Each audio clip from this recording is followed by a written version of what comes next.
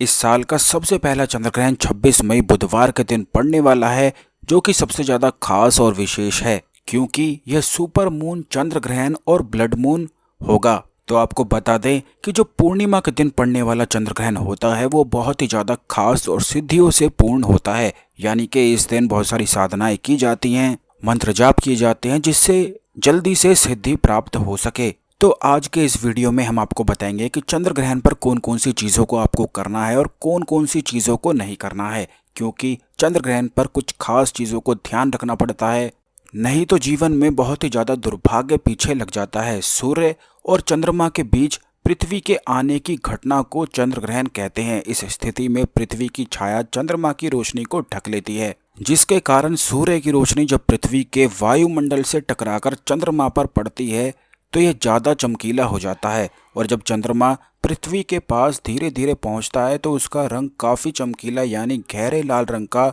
हो जाता है, और बस इसी घटना को ब्लड मून कहा जाता है। चंद्र ग्रहण पर कुछ ऐसी खास चीज़ें बताई जाती हैं जो निश्चित तौर पर करनी चाहिए, और कुछ ऐसी चीज़ें भी होती हैं जो बिल्कुल भी नहीं करनी चाहिए, क्योंकि ऐसा कहा जाता है कि चंद्र ग्रहण के दिन अगर आप इन खास चीज़ों को ध्यान नहीं रखते हैं तो इससे इतनी बुरी तरह से दुर्भाग्य पीछे लग जाता है कि सभी कार्य बिगड़ने लग जाते हैं। बहुत सारे लोग इस बारे में नहीं जानते हैं कि ऐसे ही दिनों पर जाने अनजाने छोटी मोटी गलतियों को कर देने के कारण ही दुर्भाग्य और बुरा समय उनके पीछे लग जाता है, जिससे उनका खुद का ही ऑरा वीक हो जाता है। क्योंकि चंद्र ग्रहण पर अगर आप गलतियों को करते हैं तो इससे किसी भी व्यक्ति का ऑरा वीक हो जाता है, जिससे उस पर आसानी से तंत्र प्रयोग, भूत प्रेत आदि की क्रियाएं बड़ी ही आसानी से हो जाती हैं। तो दोस्तों, आपको सभी बातों का ध्यान रखना है जो हम इस वीडियो में आपको बताएंगे। तो जल्दी से वीडियो को लाइक करके कमेंट बॉक्स में ओम नमः शिवाय हर हर महादेव जरूर लिख दें, जिससे भगवान शिव की कृपा आप पर हमेशा ही बनी रहे।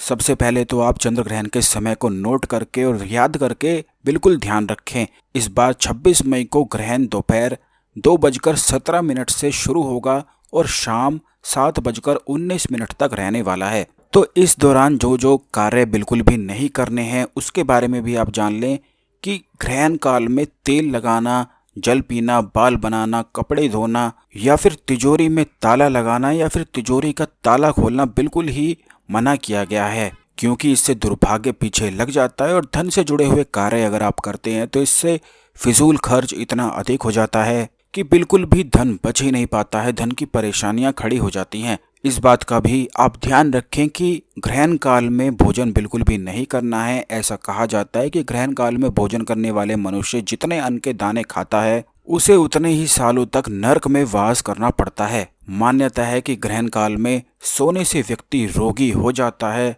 क्योंकि जैसा कि हमने आपको बताया है कि ग्रहण काल में व्यक्ति का ऑरा वीक हो जाता है अगर वह कुछ गलत कार्यों को करता है। तो ये सभी चीज़ें आपको बिल्कुल ध्यान रखनी है और बिल्कुल भी नहीं करनी है। चंद्र ग्रहण में 3 प्रहर का भोजन करना वर्जित माना जाता है, और आप इस बात का भी ध्यान रखें कि ग्रहण के दिन पत्ते, तिनके, लकड़ी और फूल आदि बिल्कुल भी ना तोड़ें, क्योंकि यह एक प्राकृतिक घटना होती है। तो प्रकृति को किसी भी तरह से आपको नुकसान नहीं पहुंचाना है। किसी भी प्रकार के कोई भी शुभ कार्य बिल्कुल भी ना करें। अगर होने वाले हैं तो उन्हें ग्रहण काल में टाल दें। तो ये थे वो कार्य जो आपको बिल्कुल भी नहीं करने हैं। खास करके ग्रहण काल में जो समय हमने आपको बताया है उसमें आपको ध्यान रखना है। अब आप ये जान लें कि कौन कौन से कार्यों को करना है। ग्रहण को शुरू होने से पहले खुद को शुद्ध कर लें। ग्रहण शुरू होने से पहले स्नान आदि करके आप अपने घर के मंदिर में एक दीपक जरूर जला दें, क्योंकि काफ़ी बार ऐसा होता है कि शत्रु जीवन में बहुत ही ज़्यादा हो जाते हैं और कुछ ना कुछ तंत्र क्रिया करवाने के बारे में सोचते हैं। तो चंद्र ग्रहण पर अगर तंत्र क्रियाएं कराई जाती हैं तो बड़ी आसानी से हो जाती हैं। तो इन सभी नकारात्मक प्रभावों से बचने के लिए अपने घर के मंदिर में ग्रहण काल में एक तिल के तेल का दीपक अवश्य ही जला दें, जिससे कोई भी कुछ भी कर ना पाए और आप बिल्कुल सुरक्षित ही हो जाएं।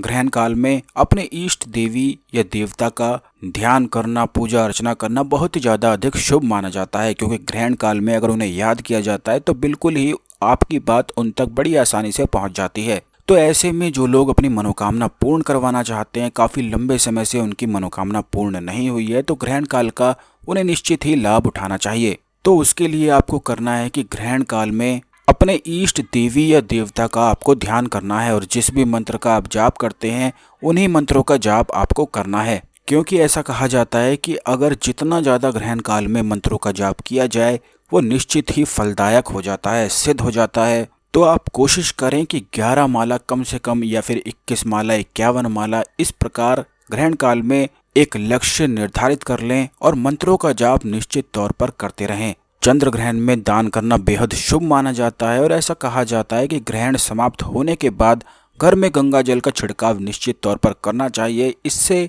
घर पर किसी भी प्रकार के दुष्प्रभाव नहीं पड़ते हैं। ग्रहण खत्म होने के बाद एक बार फिर स्नान करना चाहिए क्योंकि इससे शुभ फलों की प्राप्ति होती है। ग्रहण काल के दौरान खाने पीने की चीज़ों में तुलसी की पत्ती जरूर डालकर रखें क्योंकि तुलसी के पत्ते में बहुत ही ज़्यादा अद्भुत शक्ति होती है, खास करके नकारात्मक ऊर्जाओं को समाप्त करने की, नष्ट करने की। तो अगर ग्रहण काल में आपको कुछ खाना है, पानी पीना है, तो तुलसी के पत्ते उनमें डालकर ही आपको खाना या पीना है। ग्रहण काल को आप बिल्कुल भी ऐसे ही ना समझें क्योंकि इससे दुर्भाग्य का सामना करना पड़ सकता है। तो ये जितनी भी चीज़ें हमने आपको बताई हैं, इस वीडियो को एक बार जरूर फिर से देख लें जिससे सभी बातें याद हो जाएं। तो जरूर इन बातों का ध्यान रखें। आज के लिए केवल इतना ही। मिलते हैं अगले वीडियो में ग्रहण काल पर किए जाने वाले खास प्रयोग के साथ। धन्यवाद।